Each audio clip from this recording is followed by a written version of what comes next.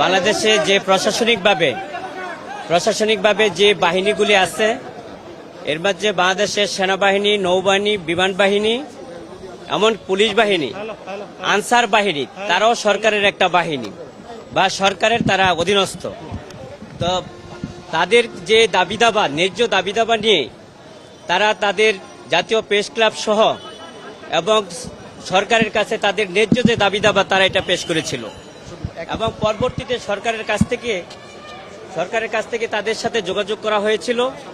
যোগাযোগ করার পরেই তাদের দাবি-দাবার ব্যাপারে তাদেরকে পূরণ করার আশ্বাসও দিয়েছিল। কিন্তু দুঃখের বিষয় হলো সে আশ্বাস দেওয়ার পরও এই আনসার সদস্যদের তাদের যে ন্যায্য এবং নৈতিক দাবি তাদের পূরণ করা হয় নাই।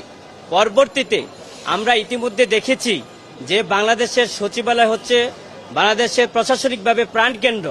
এই প্রাণকেন্দ্রের ভিতরে অনেকেই এসে তাদের দাবি দাবা পূরণ করে নিয়েছে। জি পূরণ করে নিয়েছে।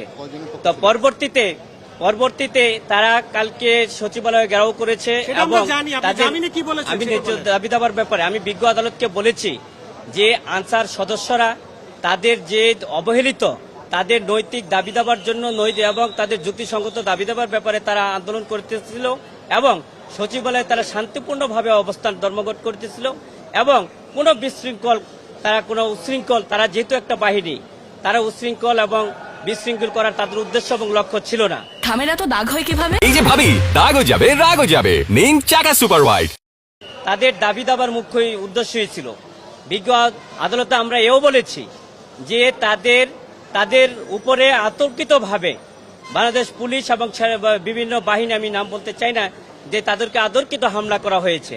আপনারা জানেন যে বিজ্ঞ আদালত এও বলেছে যে তাদের ব্যাপারে উভয় পক্ষে কেন সংঘর্ষ হয়েছে তারা শান্তিপূর্ণ হলে। আমরা বলেছি যে গত এক সপ্তাহ যাবতীয় তারা আন্দোলন করে আসছে, কিন্তু কোনো উচ্ছৃঙ্খল এবং বিশৃঙ্খলভাবে তারা সেভাবে করে নাই। কিন্তু গতকাল তাদের উপর আতর্কিতভাবে হামলা করা হয়েছে। হামলা করার পরে উভয় পক্ষেই সংঘর্ষ হয়েছে। কিন্তু দুঃখের বিষয় হলো আমাদের বিরুদ্ধে, আনসারদের বিরুদ্ধে মামলা করা হয়েছে কয়েকটি থানায়। পরবর্তীতে তাদেরকে গ্রেপ্তার করা হয়েছে। আমরা আদালতকে বলেছি যে তাদের ন্যায্য দাবির জন্য তারা আন্দোলন করেছে এবং তাদের দাবি দাবা এবং তাদের যে যৌক্তিক দাবি দাবা তাদের সেটা পূরণ না করে এবং তাদেরকে মামলা দিয়ে জেল হাজতে প্রেরণ করা হয়েছে। বিজ্ঞ আদালত সন্তুষ্ট হয়ে তারপরে তার CW মূলে জেল হাজতে প্রেরণ করেছে।